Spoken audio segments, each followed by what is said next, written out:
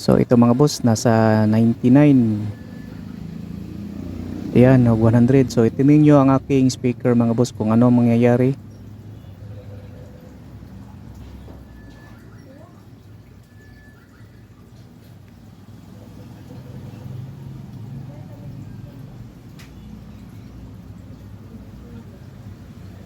Ayan, rebooting the loudspeaker.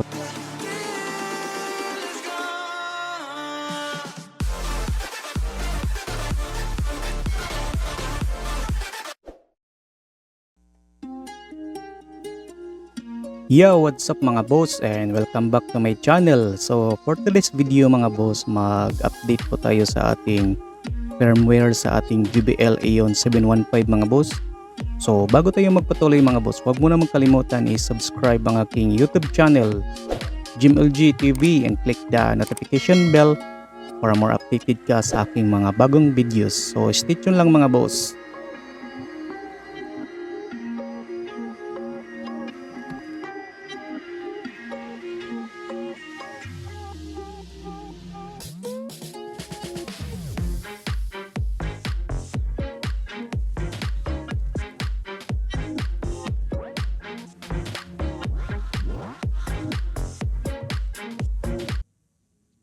So mga boss, dito lang po ako mag-update sa aking JBL.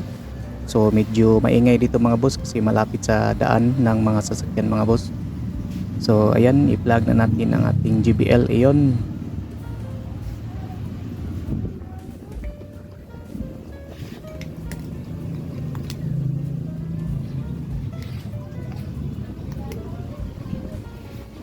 So makikita dito mga boss na kulay red na ang kanyang LED kapag naisaksak mo yung power. So i-push button mo lang dito mga boss para sa turn on.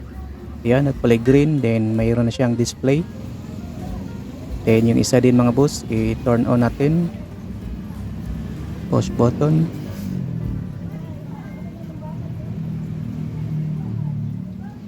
So ayan na mga boss, nagkulay green, then mayroon na siyang display.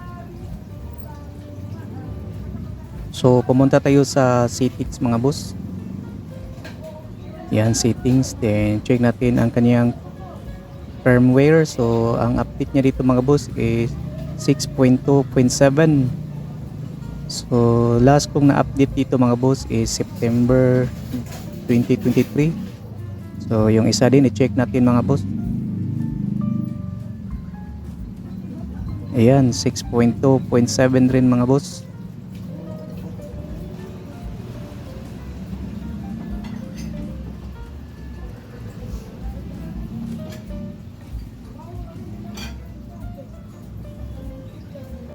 So ito na mga boss, i-connect na natin. Punta tayo sa settings.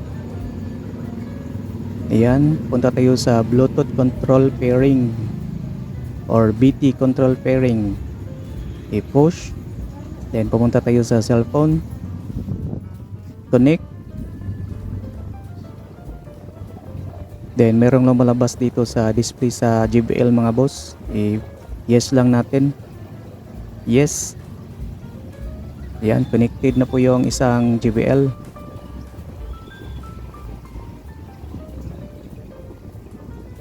Then back. Connect natin yung isa.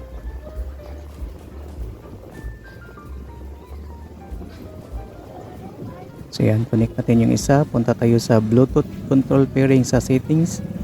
Yan, settings, then Bluetooth control pairing. Then okay, connect. Then may lumulabas dito, then yes lang.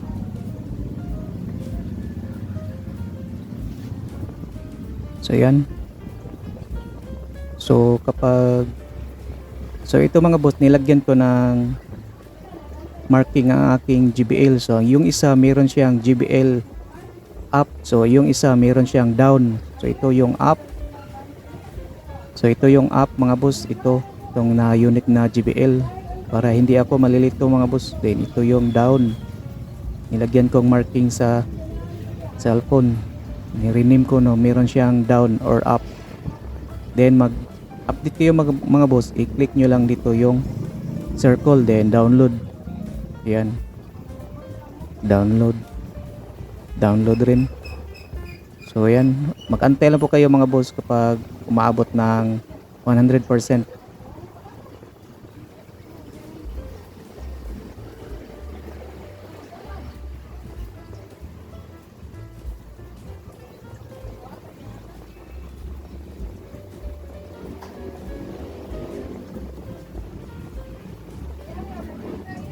So ayan mga boss, loading ang kanyang connection. So ito mga boss, nakikita pa rin dito mga boss yung 6.2.7 ang kanyang na-update, na latest na update. Ayan.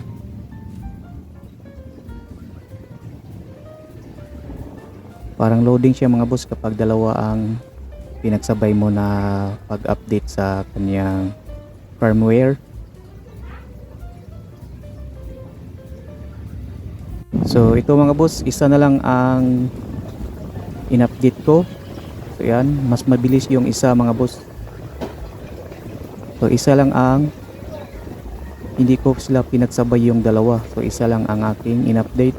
Then pagkatapos yung isa na naman i-update ko rin. Ayan, nasa 97.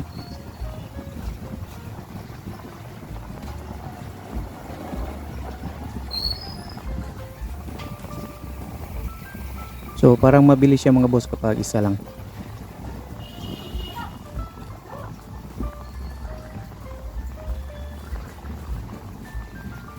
So tingnan nyo dito mga boss kapag nasa 100% na. So ito 100% na mga boss kung ano mangyayari.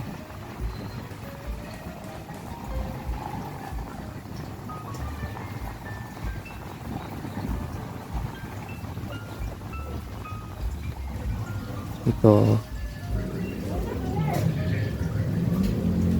Yan, may naka-pop up dito mga boss na rebooting the loudspeaker.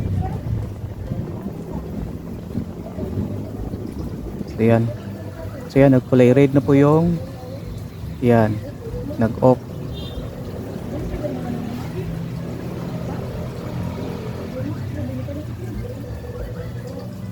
So antay lang po tayo mga boss kung ano mangyayari.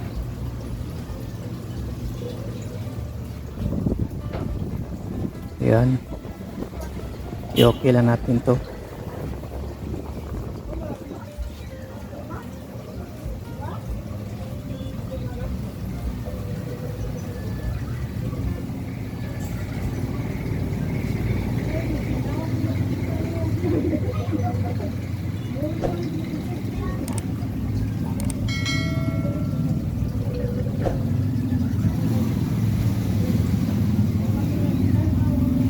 So ito na mga boss, nag-display na po ang ating speaker dito mga boss. Check natin ang kanyang firmware settings. So yan mga boss. Yan 6.2.9 na po yung na-update niya. So kanina 6.2.7. So yung isa mga boss, i-update natin. So punta tayo sa settings niya mga boss.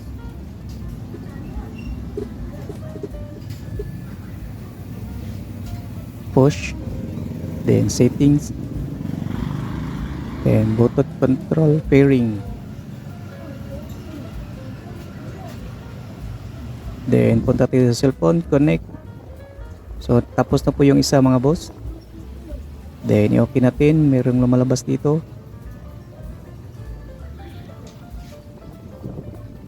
Then i-update.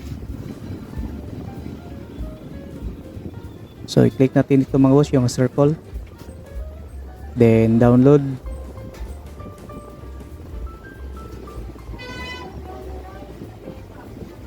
Ayan, nag-update na po yung kanyang firmware.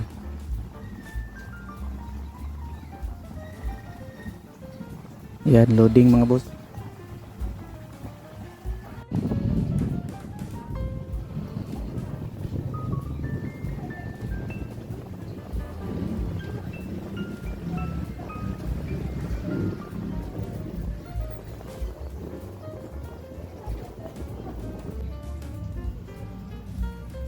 So ito mga boss, nasa 99. Ayan, 100. So itinin nyo ang aking speaker mga boss kung ano mangyayari.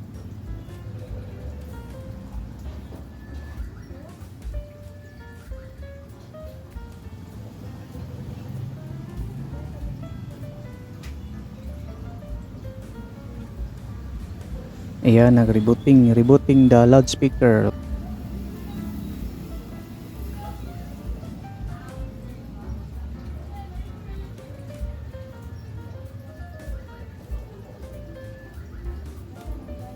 So yan, nag-off na po yung ang ating JBL. Wala ng display pero meron pa siyang LED.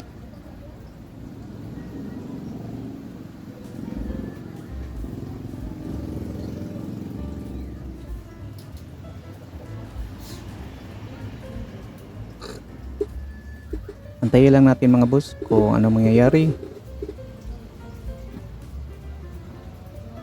So yan, nakakulay red yung nasa taas na LED, then yung dalawa sa input kulay clip parang yellow or yan yellow, parang clipping na kulay.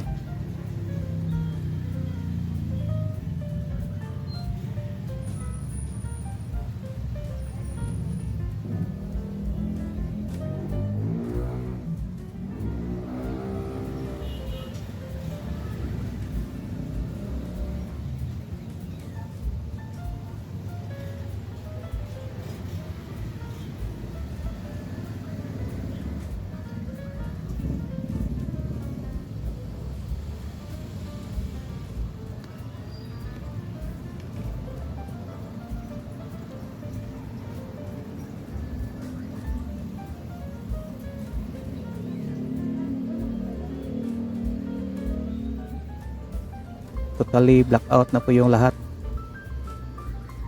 Then kulay red, then green, then display na. Yan mga boss. Check natin mga boss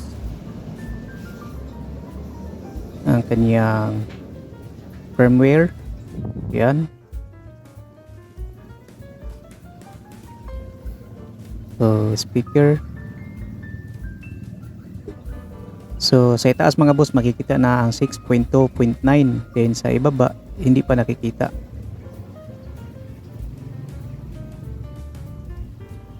So ito na mga boss, so nakikita na po yung 6.2.9 ang sa ibaba. Yan.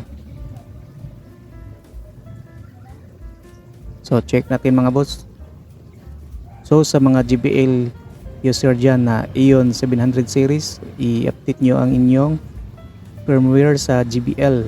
Yan, 6.2, 6.9 na po yung ating version. Then pagkatapos mga boss, punta tayo sa settings, disconnect natin, i-unpair. So yan, Bluetooth. Ayan, i-unpair natin mga boss. Unpair. Then yung isa din, unpair.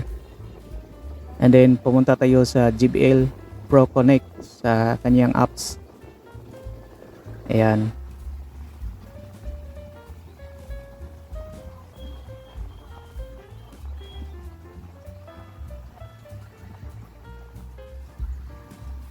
So automatic na po yung speaker natin na connected sa apps.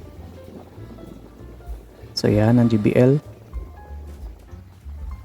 So volume, i-try natin mga boss. Volume na sa ayan, kung anong makikita rito. Ayan, 31 minus 31. Ito 0 dB, tingnan natin. Ayan, 0 dB ang ating volume. Then dito sa ibaba 80, then punta tayo ng 50. Tingnan natin. Ayan, 50. And then dito 0 dB or minus 9. Ayan, 0 dB. So ayan. So hanggang dito na lang aking video mga boss. So huwag mo namang kalimutan i-subscribe ang aking YouTube channel, Jim LG TV, and click the notification bell para more updated ka sa aking mga bagong videos. So salamat mga boss and God bless.